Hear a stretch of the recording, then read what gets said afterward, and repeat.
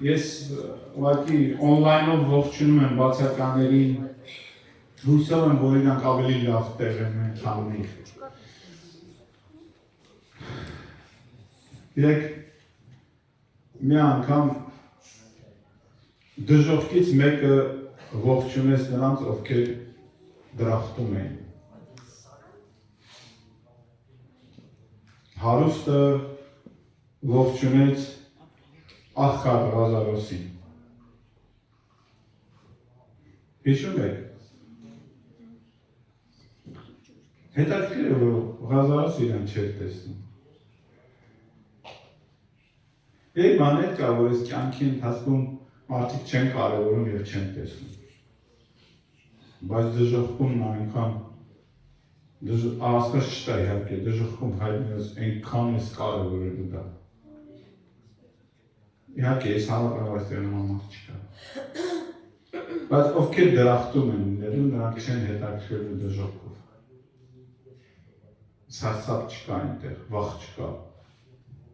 Այնտեղ արդեն ամեն ինչ որոշված է, հիմնական։ Ուրիշ տարբերակ չկա։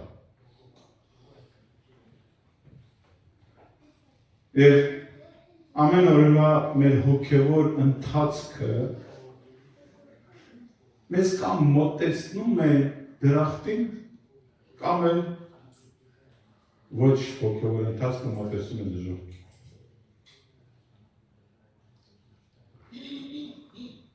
Եվ շատ բաներ կան, պայմաններ կան, որոնք կամ օգտակար են լինում, կամ վնասում են մարդուն։ Այսօր ես մի փոքրիկ պատգամ ունեմ դատավորած գրքից։ Մի ազնվորության մասին, որ ինձ համար շատ մինչև հիմա չեմ կարողանում հասկանալ այդ ազնվորության գործերը և ընդհանրապես նրա շատ դժվար է ինձ հասկանալ, բայց բաներ կան, որ մենք չենք հասկանալու։ Դա Սամսոնն է, որը շատ ֆանտաստիկ համրուժեր էր, համզորավոր, բայց միևնույն ժամանակ և կարծես թե հիմար։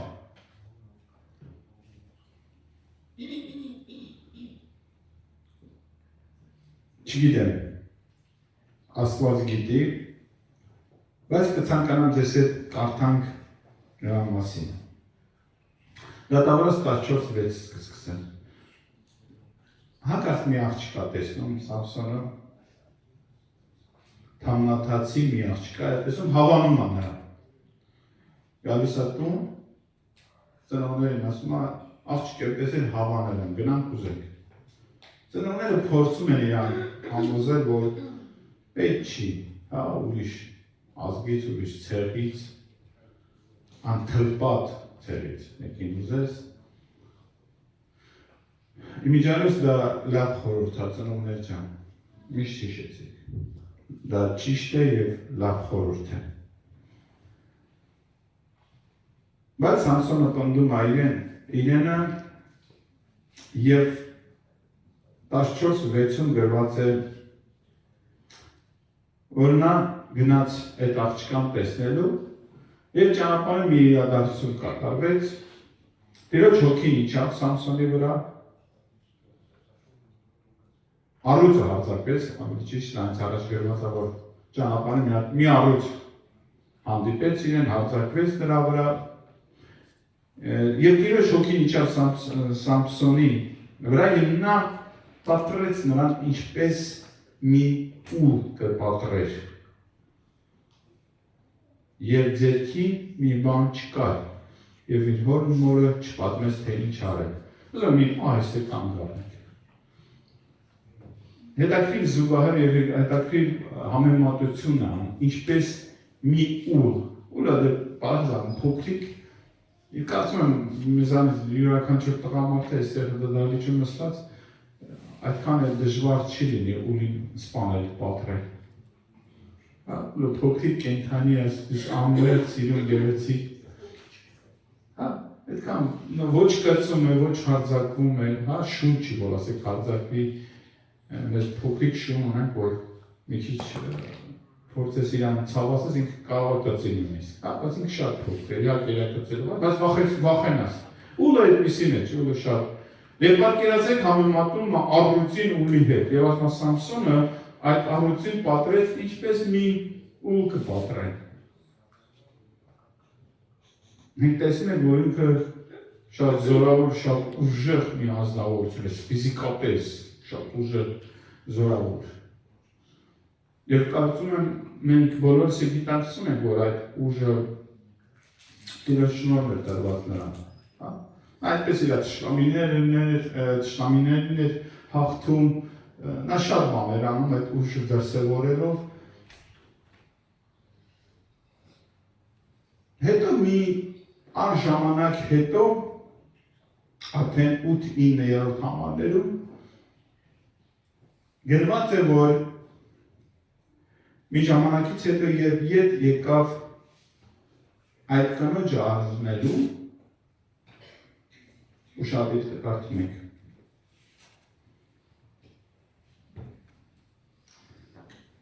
Առյուծի դիակը տեսնելու համար ծրվեց ճանապարհից եւ ահա առյուծի դիակի մեջ մեղուների մի պարզ եւ մեղր կար։ Նա մեղրն իր ձեռքն առավ եւ ուտելով գնում էր,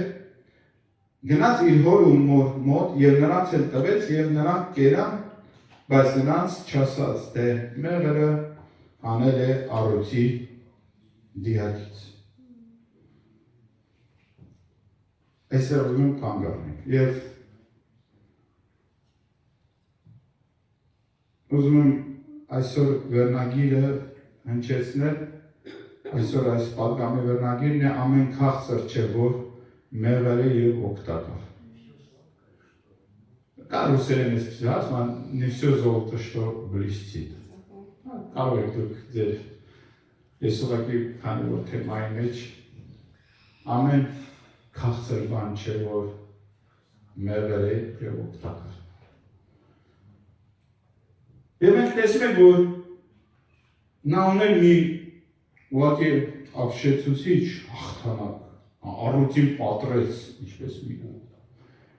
երանի ինձ ես այդքան ուժեղ լինեի, շատ հարցեր կլուծեի իմ կյանքում, հա, երանի երբ մենք մեր կյանքի մեջ ինչ-որ վտանգների նկատմամբ այդքան զորություն և ուժ լինենք, ասեք պատկերացրեք մեծ պրոբլեմներ, մեծ խնդիրներ գային, ինչպես Դավիթը Գողիաթին, հա, հաղթեց, ինչպես Սամսոնը այդ առյուծին պատրեց մի երանի մեզանից յուրաքանչյուրը նման զորություն և ուժ ունենար, հոգևոր թեկուզ ուժ, և նաև ֆիզիկապես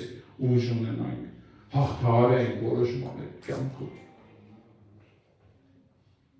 Երբ մի պահ կար, վերջում երբ որ Սամսոնը մահանում էր հետաքրքիր մի բան է գրված, երբ որ այնքինը, որ իրան դավաճանել էր, ասեց, լսի փղշտացիներն են գալիս, վեր կաց ասում է, և Սամսոնն ասում է, մտածեց, ասեց, վեր կենամ առաջվա պես, հենց այդպես է գրված է, կարող եք, եթե կամենում եք կարդակ, դա արդեն, որ տեղա գրված,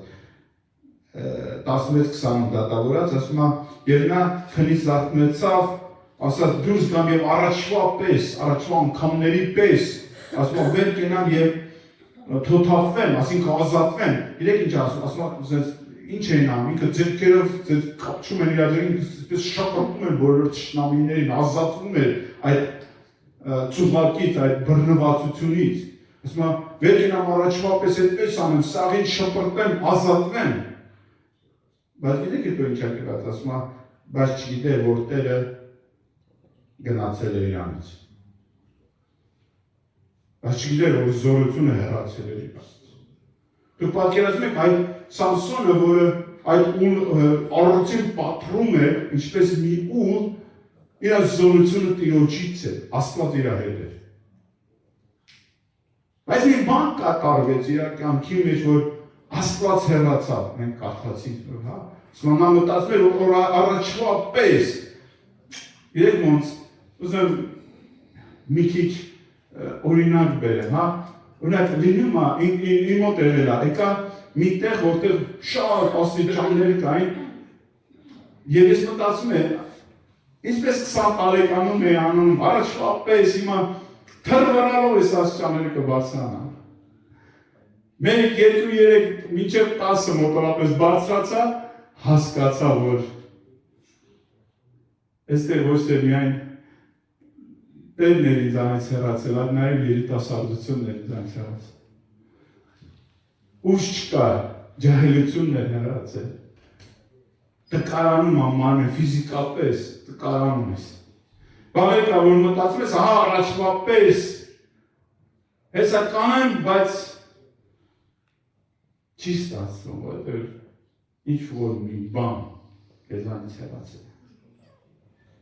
Եվ ինչ խնդիր կար, ինչն է պատճառը, որ նա կորցրեց իր զորությունը։ Ուզում այստեղ մի խոսք առանձնացնեմ ձեզ հետ միասին։ Եվ տեսեք, լավ բանի էր, լավ աշխատանք, նույնիսկ գրված է, որ ծնողները երբ որ արգելում են այդ աղջկան, այդ փղշտացի ցեղի, այդ աղջկան հետ ամուսնանալու, ասում են այնտեղ նշված է, որ նրանք չգիտեն, որ դա Տիրոջ ծրագիրն է, որպեսզի պատճառ գտնի փղշտացիների հետ կռվելու։ Նույնիսկ գրված է, որ դա Տիրոջ ծրագիրն է։ Այսինքն լավ ծրագիր է, Տիրոջ ծրագիրը, Սամսոնը գնում էր այդ ծրագրով, գնաց, տեսավ, հավանեց, ետ դարձավ, ճանապարհին առուց սպանեց, ինչպես մի ուր պատրեց, հետո երբ որ պետք է գնար, նորից այդ աղջկա հետևից, գրված է, որ նա, նորից կարդում ենք, առողջի դիակը տեսնելու համար, այսինքն այդ ճանապարհին չէր առողջի դիակը, բայց նրա դիակը տեսնելու համար ինչ արեց։ Ծռվեց, ասա ծռվեց, ահա որտեղից Աստծո խնդիրները։ Եվ մարդիկ Աստծո ծրագրերից ծռվում են։ Երբ որ քո ուղիղ ճանապարհներից դու ծռվում ես, երբ որ քո նպատակներից դու ծռվում ես, ինչու նա ծռվեց, հենց հարց առաջացել է, ինչու ծռվեց։ Ինչ եք կարծում, ինչու ծռվեց։ Որովհետև սա մարդկային էություն է։ Գիտեք, որ մեր կյանքում ինչ որ տեսել եք մարդիկ, որ ասեք կոմունիստների ժամանակ կամ որոշակ ինչ որ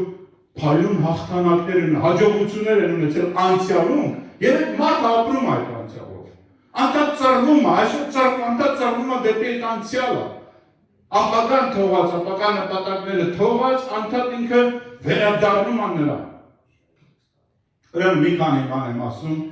կարող եք գրել։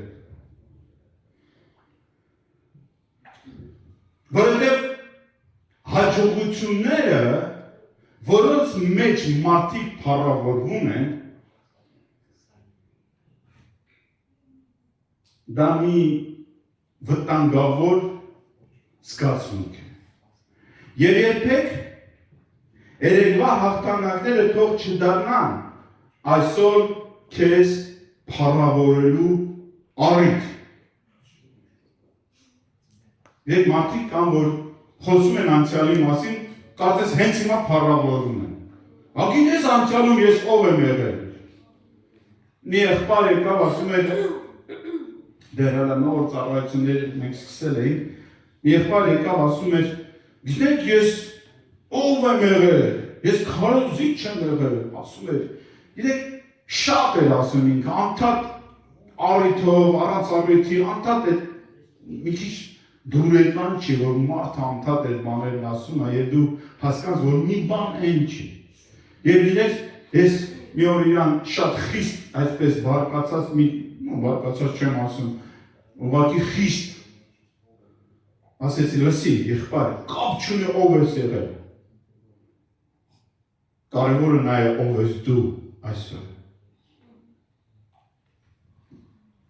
Կարող ես հետ նշել։ Խրված չմնաս երեկվա հաղթանակների մեջ, դա շատ վտանգավոր է, դա ճահիճի պես է։ Մարդիկ ապրում են իրենց հիշողությունները։ Հիշում եք, մենք շատ ենք խոսել վատ բաներին,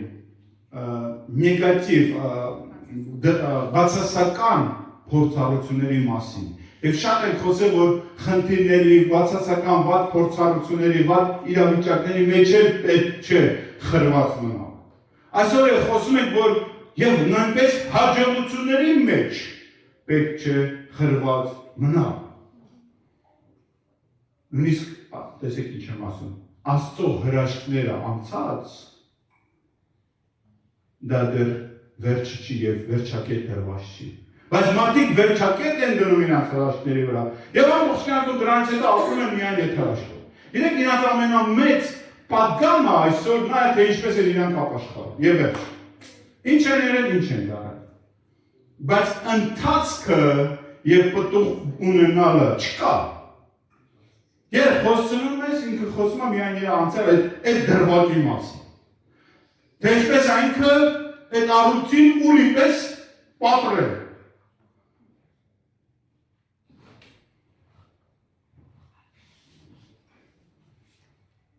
Մենք տեսնում ենք, որ Սամսոնը վերադարձավ, ասում է, որտեղ, ասում է, եւ նա, որտեղ որ առույցին պատրել էր, ծրվեց իր ճանապարհից գնալ նորից արփել այդ զգացմունքներով այդ հաղթանակին։ Որովհետև այդ զգացմունքները մարդկանց արփեցնում են, գինու նման, ինչպես թմրամոլն է փնտրում, անդադ վերադառնում, ինչպես խմիչքից կախված, ինչպես կախվածության ունեցող մարդիկ կարող է մարդու համար հաջողությունները դառնան այդպիսի կախվածությունից։ Եվ անդադ ինքը ուզի ցանկանա վերապրել այդ զգացմունքները, նորից եւ նորից, նորից եւ նորից։ Եվ ապրել իլյուզիաների մեջ, որովհետեւ դա իրականություն չի, դա եղել է։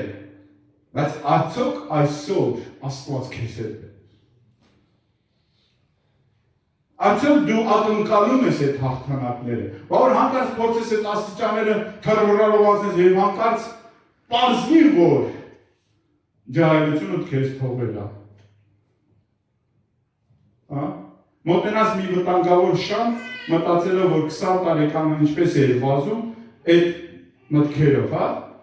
մոտենաս այդ շանը եւ փորձես փախնես, որովհետեւ 20 տարեկան կփախների։ Բայց հիմա չկարողացար փախալ եւ շունը կհասնի քեզ։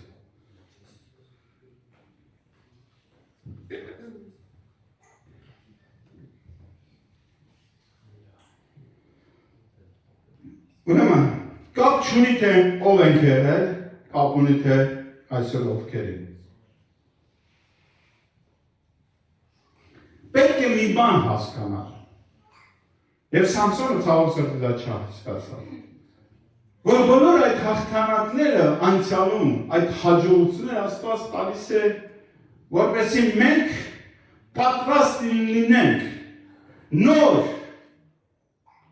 նոր պայքարների, որ ավելի զորավոր լինենք, ավելի ուժեղ լինենք։ Եթե մարդ չի ծառվում դեպի իր անցյալը, նա պատրաստ կրել։ Եթե Սամսոնը շարունակեր այդ ճանապարհը, այդ իմ ուղղակի որպես միտքը հասկանալու լինի։ Եթե շարունակեր իր ուղիղ ճանապարհը, միգուցե նրան հանդիպեն երկու առույց, եւ նա ոչ ավելի պակաս, քան ուլի նման երկուսիներ կպատրեր։ Որովհետև նորից անցյալի հաջողությունները պատրաստում են մեզ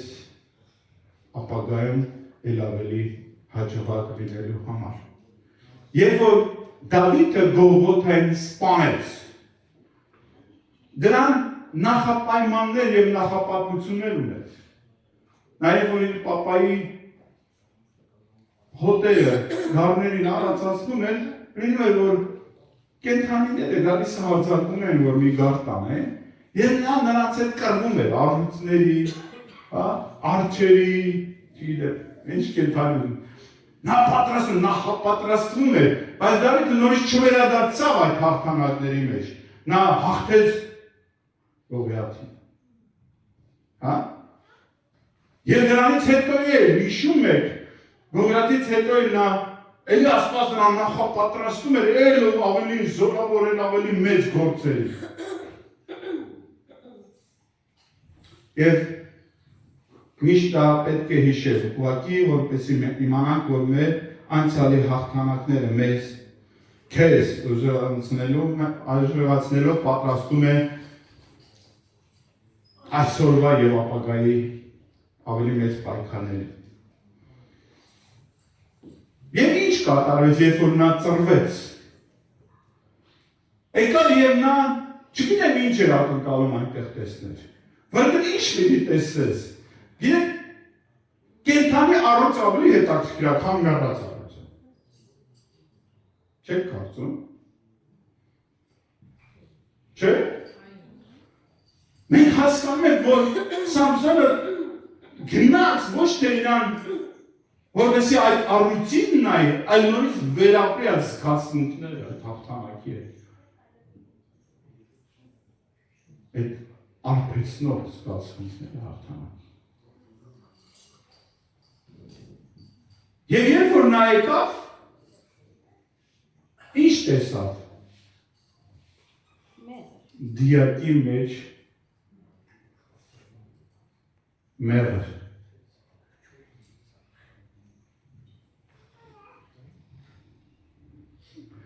Եկ սատանան այսօր այնքան այդպես գործում դիակների մեջ մեզ մեղր ամատություն։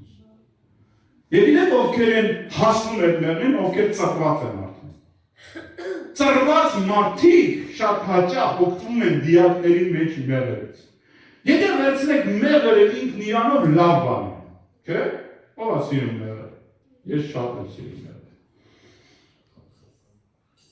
Եվ Աստվածաշունչը հետաքրքիր է, որ այնքան լավ բան է մեղրը, օրինակ Դավիթ Սաղմոսում գրում է, ասում է, քո խոսքը իմ քինքի համար մեղրից է քաղցր։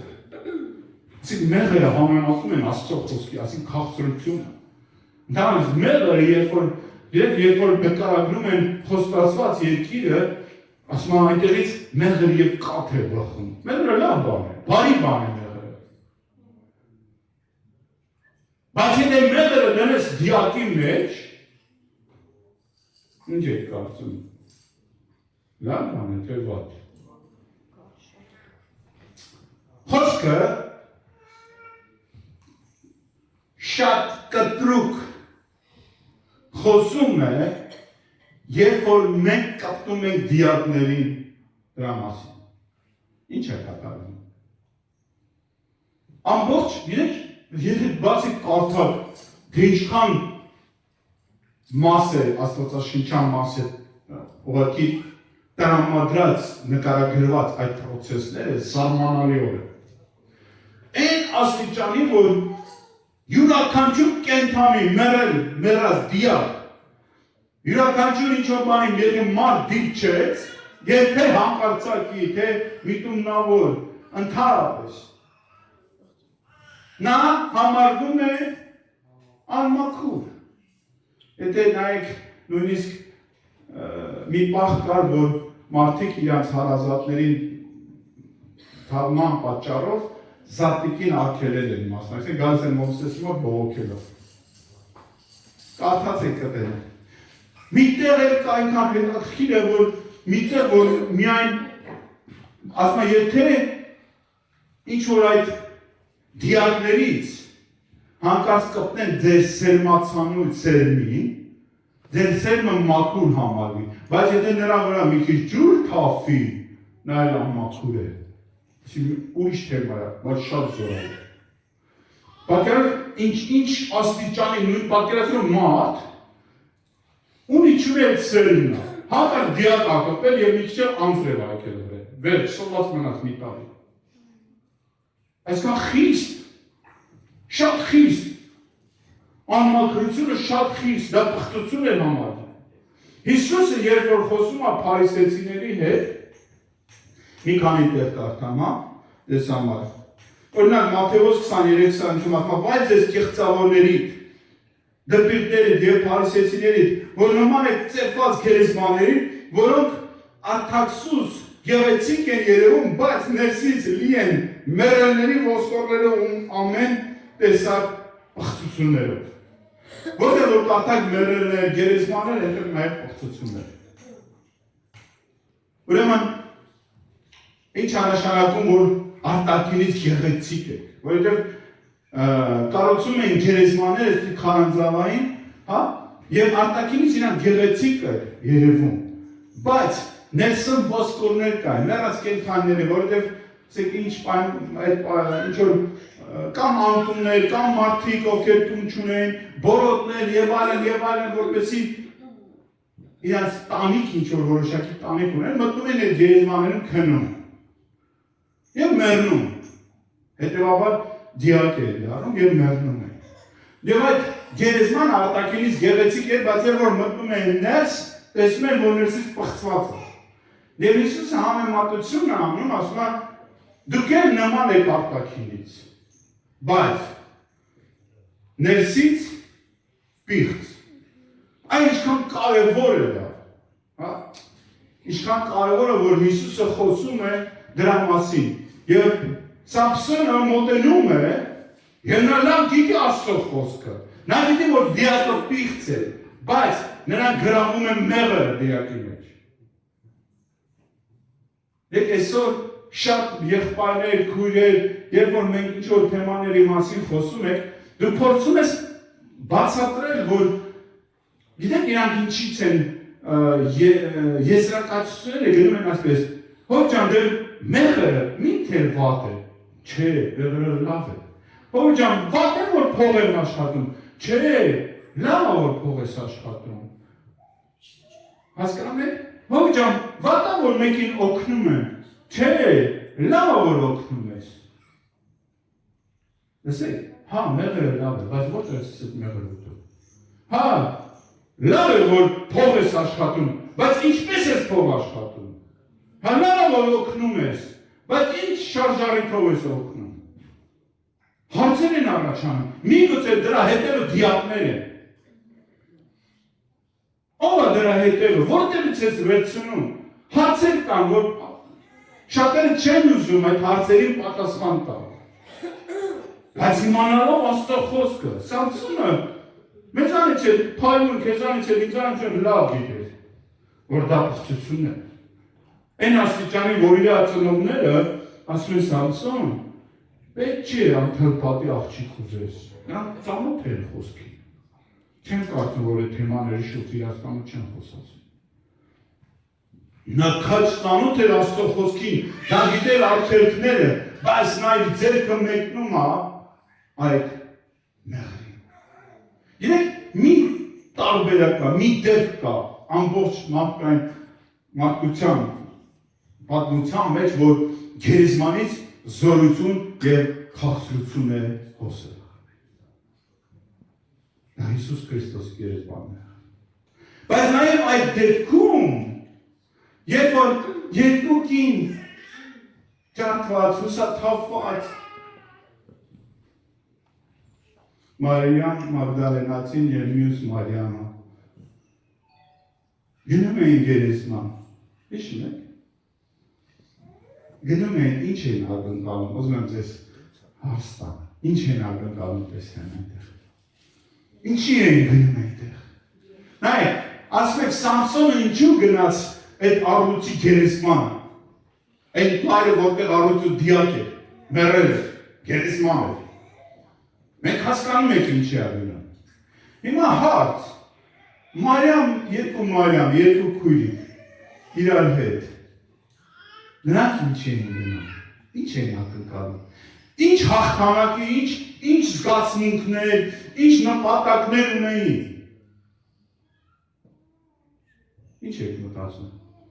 Կարծում եք նրանք գիտեին, որ հեսա կգան Հիսուսը տեսնեն, որ դատարկ է գերեզմանը։ Կարծում եմ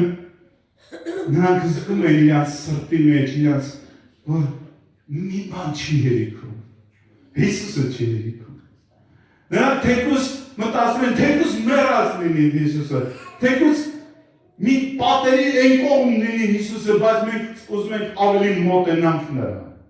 Կարծում եմ սրա համար են գնում։ Միգուցե մի էլի անշահոտ յուղը ձեռքերը գնում են, որովհետև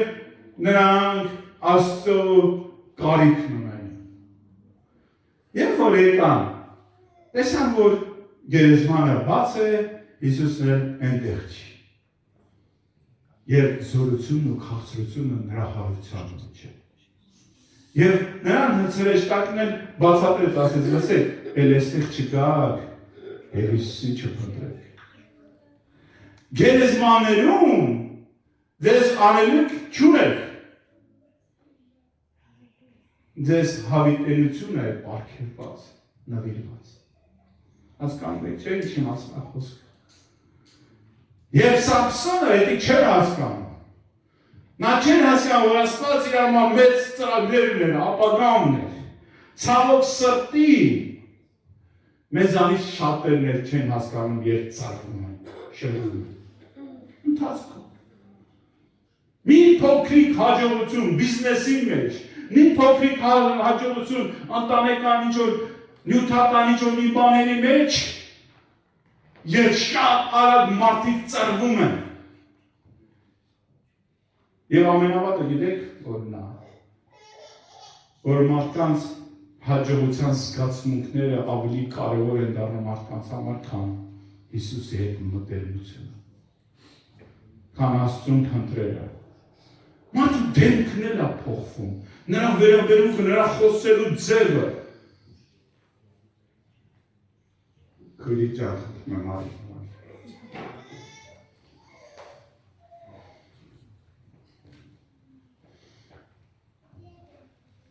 Խոսքը մեզ զգուշացնում է, ժողով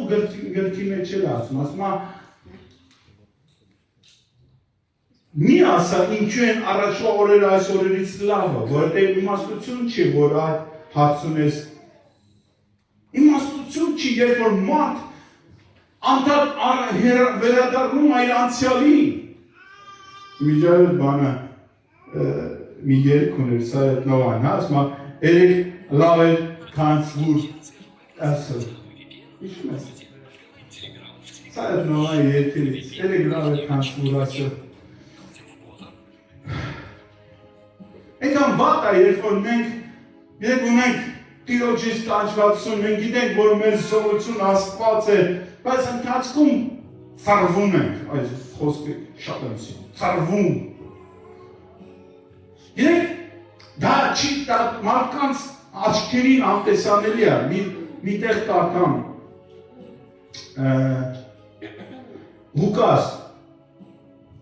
Ղուկաս ավետարանում 16-15 եւ նրանց ասած Ղուկաս ավետարանում Հիսուս ասում է նորից փարիսեցին ասում դուք եք որ մարդկանց առաջ ձեզ արդար եք ցույց տալիս բայց Աստված գիտի ձեր սրտերը նորից հիշում եք ծեփված գերեզմաներ բայց ներսում պղծություն, ոսկորներ, մեռելներ։ Այստեղ նույն իմաստն ասում, բայց հետո ասում, որովհետև մարդկանց առաջ բարձրը Աստծո առաջ պիղծ է։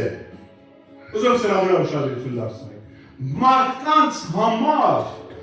մարդկանց առաջ այն ինչ որ արժեքավոր է, այն ինչ որ երևում է, մեծ բան է երևում, հաջողություն է երևում, դա շատ հանգիստ կար Աստծո համար պիղծ լինի եւ ոչինչ։ Դե մարդիկ հենց արագ ինչ-որ մի հաջողությունների են ասում, իրաց թվում է, թե որովհետեւ մարդկանց աչքին դա է երևում։ Թվում է, թե ահա, օրհնությունը սա է։ Եվ շարունակում են այդ ճանապարհով, բայց չեն մտածում, բայց միգուցե ես ծռվել եմ Աստծո ճանապարհներից, Աստծո ուղիներից։ Երբևէ չհարցրել եք ձեզ։ Ինչ է կատարվում մեզ հետ, որ ծռվում է, այդ ինչն է մեզ խանգարում, այդ ինչն է մեզ ստիպում ծռվել։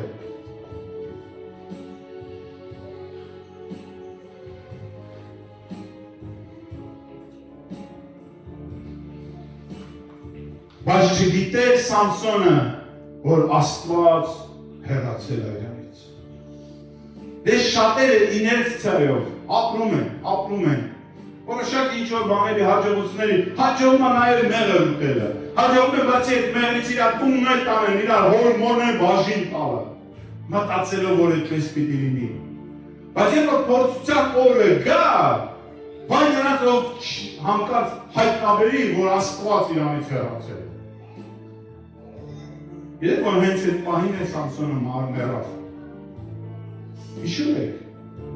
Նա աղոթեց, ասես, Տեր, դուր ինձ այդ զորություն ես թշնամիներին վերացնեմ։ Բայց ինքը մի բան էր ասում, ես էլ թող իրանց հետ կլարնեմ։ Մի հարց, Աստված իր թշնամիներին սպանեց, Աստծո ծրագիրը կատարվեց, բայց Սամսոնն էր լավ։ Հասկանում եք, չէ՞։ Միևնույն Աստված իր ծրագրերը իրականացնելու են, հարցը նա է, բա ես ով եմ լինելու, մեկը որ ծրվում է Աստծո ծրագրերի ճանապարհից, թե մինչև վերջ գնում է։ Հավատալ մնալով նրա խոսքի, նրա ճշմարտության ոչ ամեն ինչն է, ամեն քաղցր բան է մեղր և օգտակար։ Ոչ ամեն ինչն է, որ փայլում է ոսկի, պետք չէ խաբվել, պետք չէ ծանվել, ուշադիր լինենք մեր ճանապարհների, ուշադիր լինենք մեր կյանքի, մեր ընթացքի, չտրվենք մեր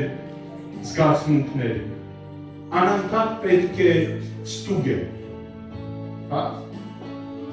ամեն ինչի մեջ, երեք մեքենաների մեջ, ինչ-որ սարքավորումներ կան, որ ցույց են տալիս քո վառելիքի քանակը, որտեղ եթե դու ուզում ես A կետից B կետ գնաս, դու նայում ես, բավական է իմ մոտ այդ վառելիքը, ես կհասնեմ տեղ թե չէ, ինչ-որ ստուգող սարքավորումներ կան, մեզ պետք չի առանց ստուգող սարքավորումի ուղղակի սենց ապրենք, պետք է շատ ժամանակ ստուգենք, որ հանկարծ օրը գա, չպարզվի, որ Աստված ինձանից հեռացել։ Եվ այս ստուգողական գործիքներից մեկը նաև եկեղեցու միշտ ներկալիներն է, ամենք իրար։ Զգում եք, որ դու գալիս ես եկեղեցի կարծես թե բժշկի մոտ ես գնացել։ Եվ բժշկի քեզ ինչ-որ խորհուրդներ է տվել։ Եվ դու դա օգտագործում ես շաբաթվա ընթացքում։ Եվ դա հոգու առողջության համար է։ Երբ որ ուշ ես գալիս, բժիշկը նայում ասում է, գիտես արդեն ամեն բան ուշ է, եթե ժամանական գայիր, մենք քեզ կօգնենք, բայց հիմա արդեն չենք կարող։ Աստված չարի իհարկե մեզանից որևէ մեկը իրավիճակների մեջ հալ։ Եկեք կանգնենք աղոթելու, որպեսզի մեզանից ոչ ոք չծարվի իր ընթացքի կյանքից։